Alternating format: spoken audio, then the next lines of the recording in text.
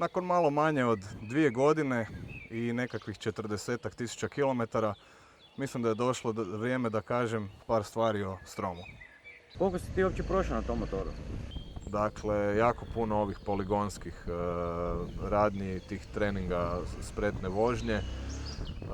Ta isto što smo spomenuli staza, samostalni treninzi i baš mogu reći da sam se u tom vremenu prilično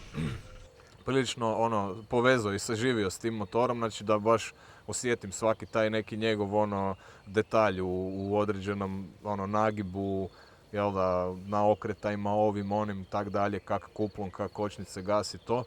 Tako da stvarno sam ga, mogu reći da sam ga u 2 godine jako dosta izvozao i naputovao se na njemu. I iskreno, s obzirom na cijenu, ne znam koji motor bi bio tu za taj, ajmo reći, moj stil i ove moje potrebe da bi bio neki bolji izbor, ne? Ok, zapravo želiš reći da ti nisi plaćen od Bill Gatesa. Možda od Soroša.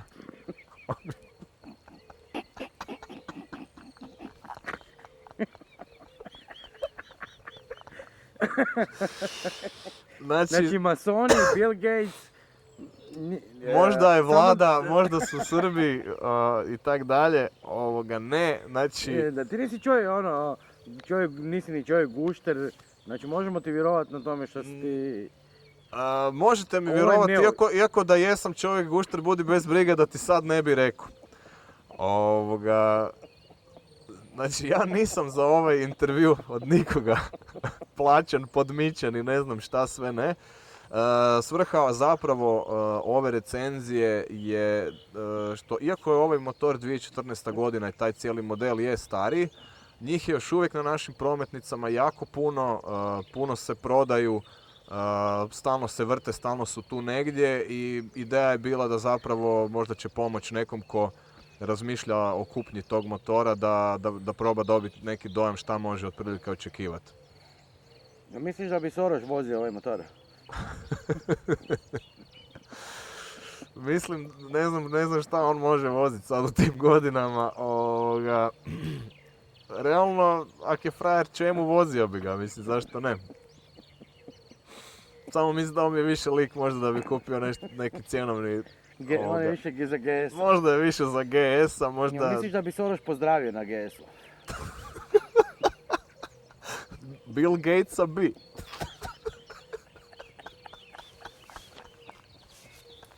Dobro je znati da se na Stromu može dosta jednostavno ta visina spustiti pomoću onih, kak se zove, one dogbone, jel? Da. Znači promijene se iza, ako dođe duža onda ide dole, ako dođe kraća ide gore, mislim da je tako i to nije ni neki iznos ozbiljan ni ništa, ne? Znači za mojih 1,70 m misliš da bi trebao imati pseću kost u motoru? Ako si jako dobar ne bi, a život bi ti vjerojatno bio lakši ako bi to napravio. To je, želiš reći da ne moram gađati rinzole po gradu di ću stati? Da. Kao planirat stajanje. Da. Naslonit se na lika sa skuterom sa strane s nogom.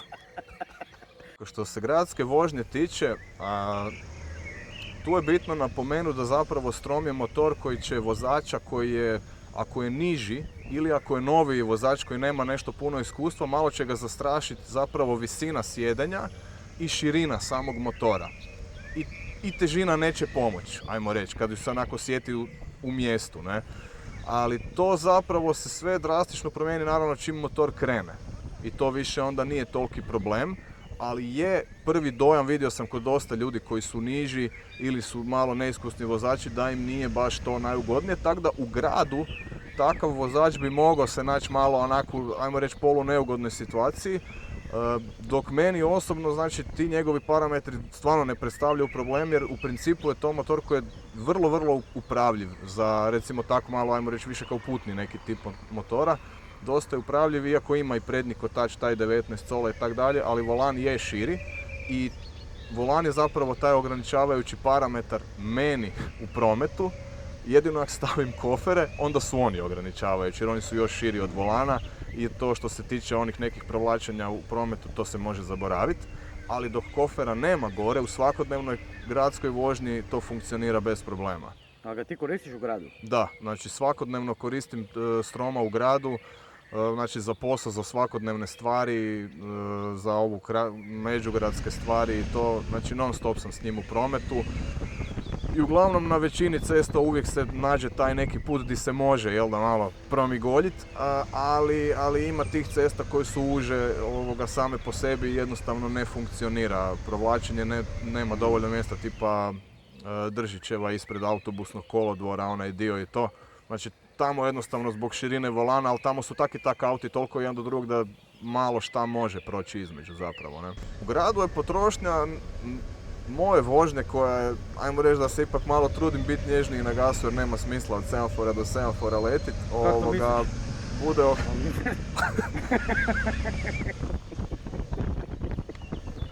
Mislim, već Strom ima R u svom nazivu. Da. Mislim da se R ne odnosi na to, nego nešto drugo. Pa potrošnja mi bude po gradu recimo 4,5, zna i do 5 doći, to je pogotovo ovim hladnijim danima, ne? Ali inače je tu negdje oko 4,5 se kreće plus minus. Tipa cestovna vožnja, to je otvorena cesta? Otvorena cesta, to je dosta impresivna potrošnja, zato što mi je ona znala biti od 3,3 minimalno do maksimalno 4,2, 4,3, tu negdje, ne? To si sam ili? To je i kad sam sam, ali i kad sam bio u dvoje sa suvozačem sam isto imao recimo momente tih 3,3 i to, ali to čak ne samo u smislu onog što njegov kompjuter pokazuje, nego u smislu onog što sam natočio, jel da, izračunao razliku. Da.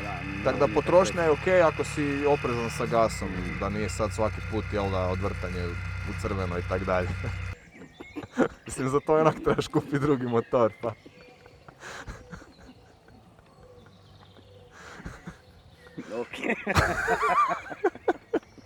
Okay. Koliko ćemo mi tu morati rezati. Strom je prvenstveno motor namijenjen za otvorenu cestu i putovanja i to stvarno je ono u čemu on zapravo briljira i gdje je on na svojem domaćem terenu.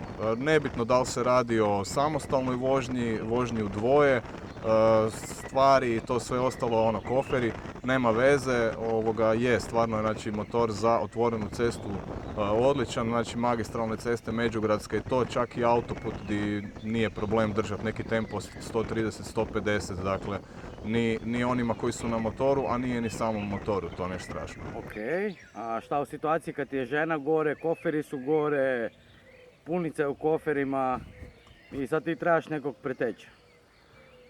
Dakle, što se tiče preticanja pod, ajmo reći, punim nekakvim opterećenjem, gdje su dvoje ljudi na motoru, full stvari i tak dalje, to zapravo funkcionira do nekakvih onih, ajmo reći, razumnih brzina. Znam da često ljudi kažu da tu Stromu fali snage, da ovo, da to ono. To je zapravo jedna dosta subjektivna stvar, gdje ja u svojem stilu vožnje nisam imao toliko tih momenata gdje mi fali snage na, pogotovo ako recimo neki uspon ili nešto na otvorenoj cesti pri brzinama oko već ne znam 90, 100 ili tak nešto, jer zapravo i kad su brzine, ako su preko toga, najčešće sa suvozačem neću nići u neke situacije koje nisu 100% sigurne. Znači nije mi to opcija. Brzine od 150 neću nikad nići u preticanje. To, pogotovo ako je suputnik iza. Znači to jednostavno nije opcija. A zapravo na ovim drugim stvarima što se tiče autoputa i full opterećenja zapravo je ok. Ti možeš najnormalnije voziti 130 i obići nešto, dići na 150, 160 i vratiti se opet u desnu traku. Tako da tu nije problem. Naravno da to nije trenutno, to nije motor od 150, 180 konja, ali je zapravo, budući da je putni motor, sasvim ok, sasvim zadovoljavajuće.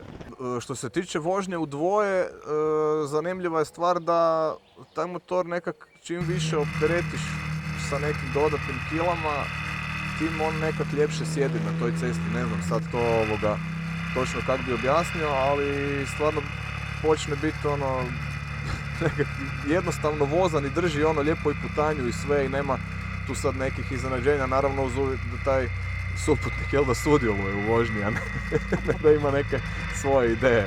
Zapravo za suvozača motor je prilično udoban, Što zbog sica, što zbog položaja sjedenja. Dobro, još imam gore sad i kofer koji ima ovaj svoj tapecirani naslon, tako da je stvarno udoban, a mekan je motor sam po sebi i nije da skače po rupama i to, ne. Možda zato jer generalno motor ima mekši ovjes, pa ga ta dodatna težina malo pritisne i ajmo reći malo ga prilijepi bolje za cestu, ne. Kakav stil vožnje ti je kad ste u dvoje, jel ti to grebeš koljenom, suputnik grebe koljenom ili kak? I susjedi grebu koljenom. Autoput kao autoput i jela.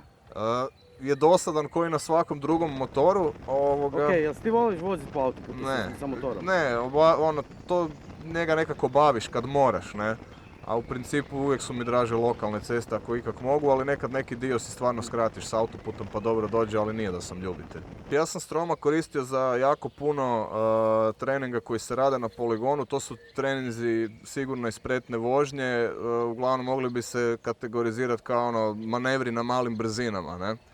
Dakle, tu su treninzi od Moto Gymkhane Croatia, neki treninzi koje sam radim, i uglavnom radi se o poligonskim radnjama gdje na jako malom prostoru treba prilično naglo i gotovo agresivno zakrenut motor, nagnut ga i to dok su brzine relativno male, pa zahtijeva tu dosta vježbe i treninga u tome.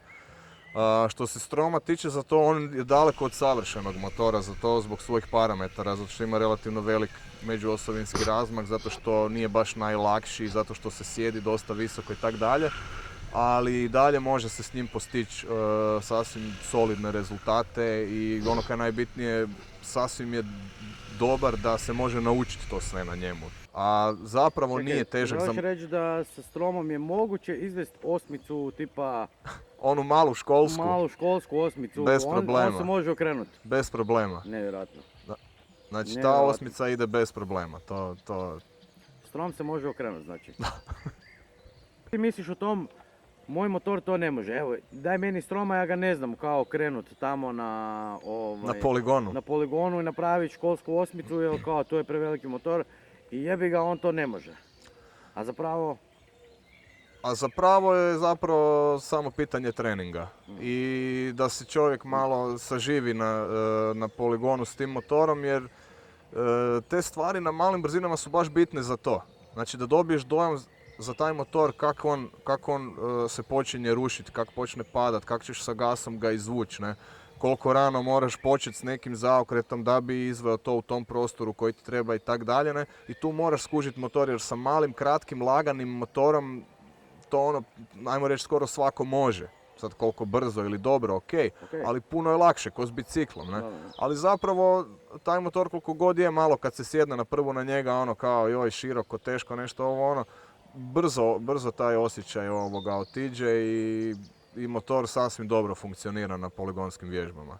Koliko ti imaš iskustva? Jel imaš uopće iskustva s njim? I s njim i općenito po šumama i gorama? Dakle, iskustvo je, što se tiče off-roada imam iz dosta još, ajmo reći, ranijih dana, dok smo imali baš krosera, stara jedna Honda 80 kubika i to se letilo nemilo s njim svud, znači nije bilo uopće upitno kakav je teren, samo vozi.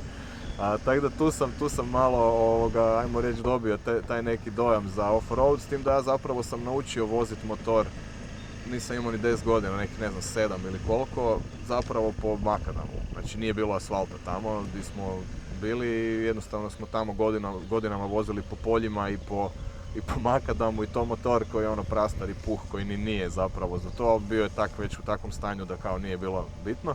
Tako da nešto off-road toga, ajmo reći, iskustva imam i nemam klasične tipa sad strahove, tu je možda ovo, tu je ali imam strahove, tu bi mogao razbiti motor za 100 eura, tu bi mogao iščupati felgu, tu bi morao me neko doći izvlačiti, to mi je dosta nezgodno i onda mi je šteta motora budući da je jedini i budući zapravo bez ove druge stvari fenomenalan. Konkretno ovaj Strom, budući da je DL varijanta, da su normalne felge, nisu žbice i tak dalje, a on nije za nikakav ekstremniji off-road. Dakle, ove stvari što se tiče tih svih makadamskih cesta, planinske nekakve, one brdske ceste di malo onak i traktori prođu i to sve skupa, neke loše pristupne ceste do nekih plaža i takvih mjesta, to funkcionira bez problema. Znači to se može, naravno da će igrati ulogu gume, jer cestovna guma i blato ne idu skupa, ali recimo neki makadam koji je malo i onak više, ajmo reći, rupičasti ovakav i onakav, to će ići bez problema čak i sa cestovnom gumom. S tim da naravno nekakva preskakivanja trupaca, stijena i to neće funkcionirati ni ovjes, ni felge, ništa, znači neće to izdržati. Ali ove neke, ajmo reći, jednostavnije, blaže, umjerene varijante off-roada funkcioniraju bez problema, samo je pitanje koliko se to vozaču hoće, ne, koliko je spreman tu sad malo ići, jel da, poigrat se, probat. I bili smo u vrijeme potresa onog u Glini Petrini, bili smo tamo po onim svim selima zabačenim i po cestama koje su stvarno katastrofa, ne može ih se baš ni klasificirati kao ceste više, jer to je blatna staza, di zapravo traktor jedino, ajmo reći, vozi. I recimo taj dio sa stromom, bez obzira na te rupe i neravnine, to je funkcioniralo bez problema. Jedini problem je naravno su bile te cestovne gume koje po blatu jednostavno je bila borba s njima. Ali strom što se tiče te visine njegove od poda, tu je funkcionirao, ali na neki baš hardcore, teži off-road nisam htio ići, jednostavno ne bi ga volio rastaviti negdje u šumi. Koliko god mi je off-road zanimljiva, jel da, varijanta vožnje, ali ipak mislim da nije za teški off-road, mislim da bi loše završilo.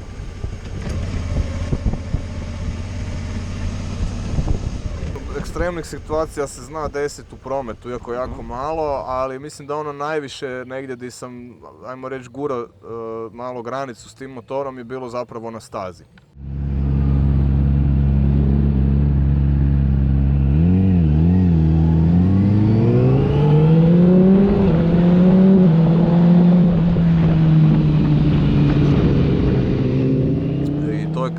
Išao na edukaciju sigurne i sportske vožnje na Novom Marofu koju vodi Loris Majcan. Dakle, to je primarno edukacija na kojoj se uče, ajmo reći, sportske tehnike vožnje, stvari koje se koriste na stazi. Dakle, radi se o položaju tijela, pogledu gdje je usmjeren, odabiru putanje na stazi i tako dalje. Okay. I to moram priznati da je bilo zanimljivo iskustvo, jer taj motor stvarno nije navodno, svi kažu, namijenjen za takve stvari, ali zapravo je sasvim dobar za to da se nauči tehnika, da se uopće dobije dojam šta je to sportska vožnja i tako dalje. Iako se s njim to sve mora malo, ajmo reći, više tu nekog truda uložiti i tako dalje, ali nema veze, zapravo se na stazi pokazalo da taj motor može stvarno dosta i mogu reći samo neću se hvaliti slučaj od bahato, ali imao sam najslabiji, ja mislim, tamo motor na stazi, ali nisam bio najsporiji. Ok, je li moguće da si ti jedini imao prsluk tamo? Ne, imao ga instruktor.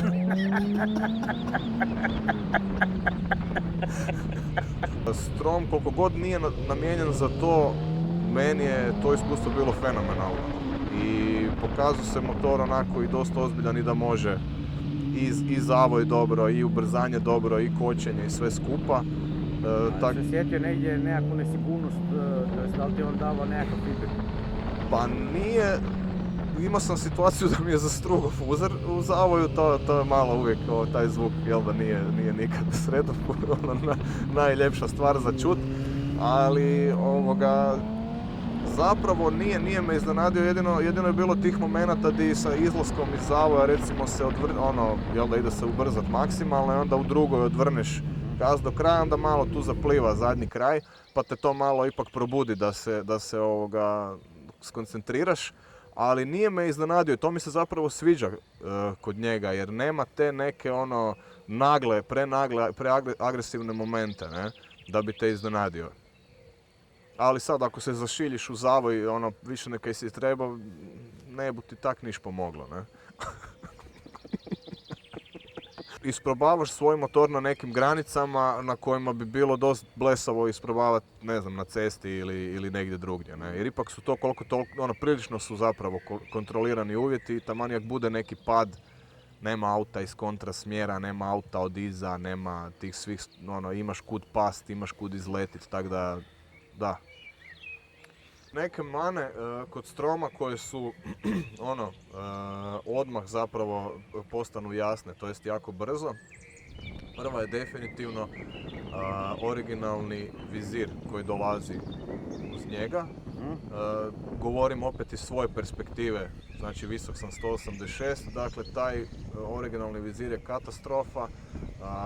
Taman radi nekakav buffeting i neka tako vitlanja zraka koja se točno događaju tu oko glave i oko kacige i to je na nekim brzinama iznad 70-80 meni bilo toliko naporno da mislim da sam 2 dana kasnije kupio drugi vizir koji se može podešavati, konkretno GV Airflow, i razlika je nebo i zemlja i taj vizir drugi je nezamjenjiva stvar i zapravo je nevjerojatno da tvornički dolazi sa takvim lošim vizirom zato što su se ljudi već puno prije žalili na vizir tvornički kod Stroma, ali tu je Suzuki odlučio da, ne znam, ili nema veze ili im je promaklo, kako god, ali ne bi baš smjelo biti na kao putnom nekom motoru takav vizir da dolazi tvornički gore. Ipak bi trebala biti bolja zaštita od vjetra, po meni.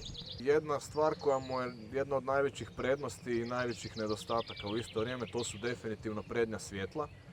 Dakle, on naprijed ima 2 H4 žarulje, to je isto kao na, recimo, prosječnom autu.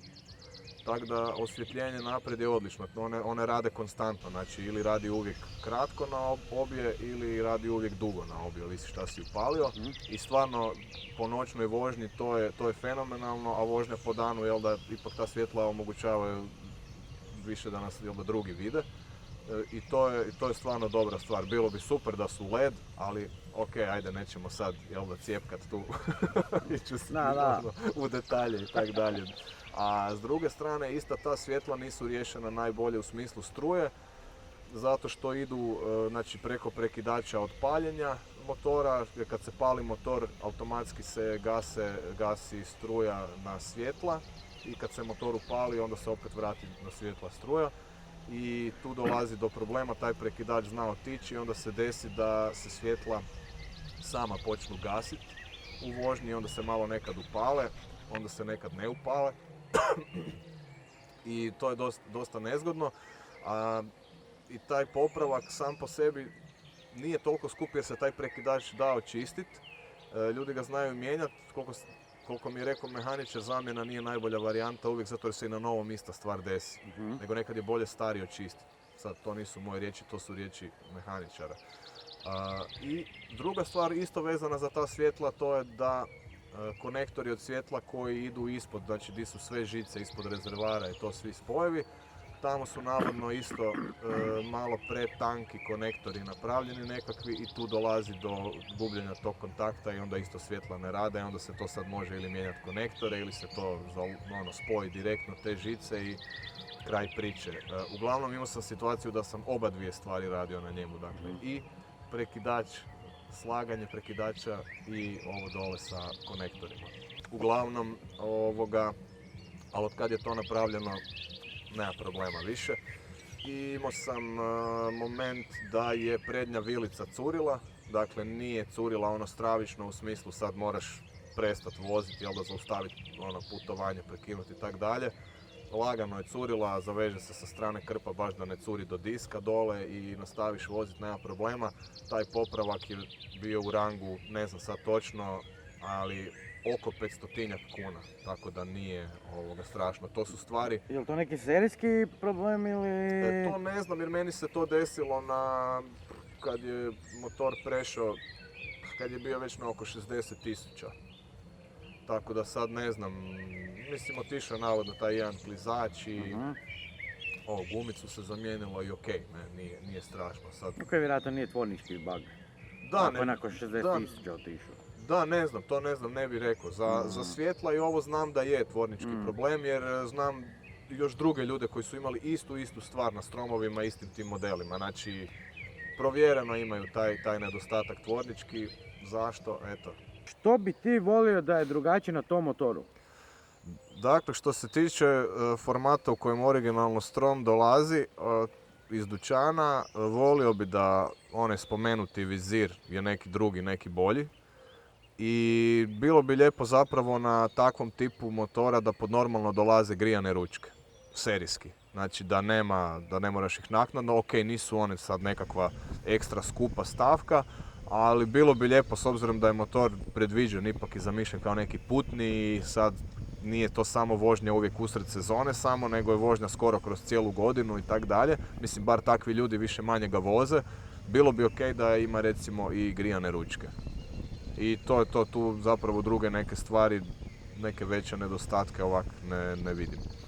Sic na Stromu ima jednu fenomenalnu stvar, a to je, znači gornja strana ima prilično dobar grip, taj vanjski koji god je materijal.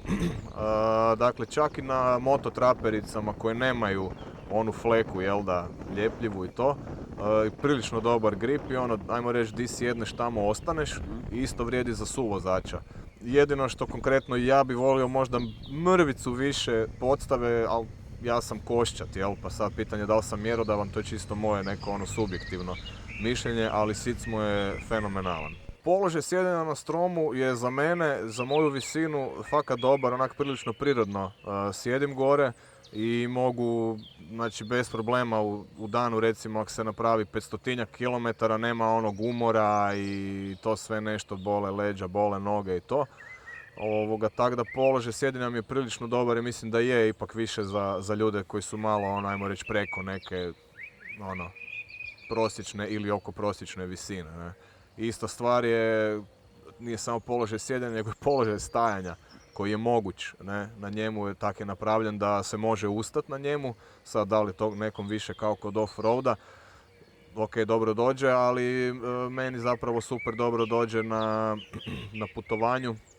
Da dugo voziš i onda uđeš u neko selo di tak i tak ćeš voziti 50 i onda se ustaneš. I onda voziš cijelo vrijeme kroz to neko selo ili mjesto, tak da si se ustao, možeš lijepo istrest malo jednu pa drugu nogu, sve provrtit kukove, dupe i sve skupa da malo cirkulacija krene i to mi je fenomenalno jer je jako lako stajati na njemu i voziti ga. Da li možemo smatrati da mu je mana to što te zapravo žene ne primjećuju na tom motoru? Dakle, kod Stroma se može gledati kao mana to što te možda žene toliko ne primijete. To nekom može biti dosta velika mana, s obzirom da, ajmo reći da motor je nekakav nerijetko dodatak na samoga sebe, ali i zato nismo pričali zapravo uopće u ovom intervjuu o Stromovom izgledu i o tim detaljima i vizualnom dijelu, jer svi znaju kako izgleda, snimljen je i tu i ima 1000 slika i svega, tako da izgled je točno takav kakav je, nema ga potrebe komentirati. V-Strom je definitivno motor za ljude koji prvo što su rastom možda malo, jel da, duži ili veći, ali za ljude koji ipak vole nekakav, ajmo reći, umjereniji stil vožnje, ali da je s tim motorom moguće i otputovat i koristiti ga znači za godišnji odmor i to, ali isto tako i za ozbiljna neka putovanja, jer ljudi su na V-Stromu recimo doslovno, čak ih znam, par koji su doslovno proputovali cijeli svijet skoro. Nije pretjerano skup za održavanje, dakle sve kod njega što je, ajmo reći, ovi potrošni materijali od filtera, ulja i tak dalje, lanci, lančanici, to je sve u nekim razumnim iznosima. Znači recimo lanac i lančanici za njega idu od 1100 kuna pa sad plus minus 200-300 kuna, ovisi koju zimaš, koliko debeli, da li je zlatni, da li je ovaj, da li je onaj, ne. Tako da prihvatljiv je što se tiče troškova održavanja. Isto tak registracija i osiguranje mu nisu toliko skupi budući da se radi o 650 kubika i sad ne znam koliko točno kilovata, 68 konja, na nekim stranicama 69, na nekim 67, ovisi di čitaš. Znači V-Strom definitivno nije za ljude koji vole neki baš ajmo reći, sportski, dinamični tip vožnje i da je motor sav podešen u tom nekom pravcu, znači da je tvrđi, da je agresivniji i tak dalje, jer on stvarno ima prilično mekan ovis što na našim balkanskim prometnicama dobro dođe, ali nije znači za ljude koji vole baš jel da stalno biti, ajmo reći, u crvenom. Što se tiče početnika i V-stroma, početnik i početnik mogu biti potpuno dvije različite osobe. I iz mog iskustva logičan neki slijed i ajmo reći ta progresija sa motorima je da se krene sa manjim stvarima tipa 125, 250 i tak dalje. Znam da to puno ljudi kojima to smiješno zvuči, ali mislim da to je neki, ajmo reći, prirodni put koji je u nekom smislu najsigurniji. Ne? S druge strane, ako je neko početnik koji ipak ima, ajmo reći, neke godine iskustva u prometu, da li s autom ili ne znam, sa nekim većim skuterom i tak dalje, i nema, ajmo reći da je u glavi nekako, jel da, sabran i doma. Po meni za početnika je uvijek bolja neka manja varijanta, jer realno da neko ko nikad nije vozio motor u životu i neki je visok recimo 175 ili 178 i položi znači za kategoriju i sjedna na stroma, neće se osjećati, taj prvi moment neće se osjećati baš dobro. Naravno da se može taj motor normalno voziti s tom visinom, sve se to može, ali prvi dojam je možda malo ipak za neke ljude zastrašujući, ne? I preglomazan im je motor. Tako da zapravo bi u početničkom smislu bi ga preskočio, velim, osim za neke ljude koji su stvarno iznimka i kojeg može staviti na ono Hayabusu i čovjek će se svaki dan vratiti doma, ne? Da te muče vibracije? Dakle, nešto vibracija on ima pri određenim okretajima. Ipak je to na kraju krajeva 2 cilindra motor, ali te vibracije nisu nešto što značajno umara ili smeta, ne, na, ajmo reći, isto dužoj vožnji. Znači, vibracija ima, ali nije nešto tragično. Ili imamo još neke za reći? Ne, to je to. Briješ da smo sve rekli. To. Jesmo mi uopće spomenuli igdje da taj motor ima prednji kotač 19 cola? Na V-stromu prednji kotač je 19 cola, zadnji je 17 standardno, a taj prednji malo veći ipak daje mogućnost da preko rupa se lakše prelazi, manje su vibracije na volanu i zapravo cijeli osjećaj tog prednjeg kraja je malo onak stabilniji i ajmo reći udobniji. Baš zbog toga. Ne? To kao zahtijeva malo više inputa na skretanju, to se jako brzo navikne. Samo mi reci, tebe će se čut na snimci ili ne? Vidjet ćemo, ali mislim da ne. Zakaj? Ok, čisto da znam, jer bolje ispada možda kad se čuje tvoje cijelo pitanje. Okay. A kaj mu znači taj del? Ne znam. Nisam nikad razmišljao o tome.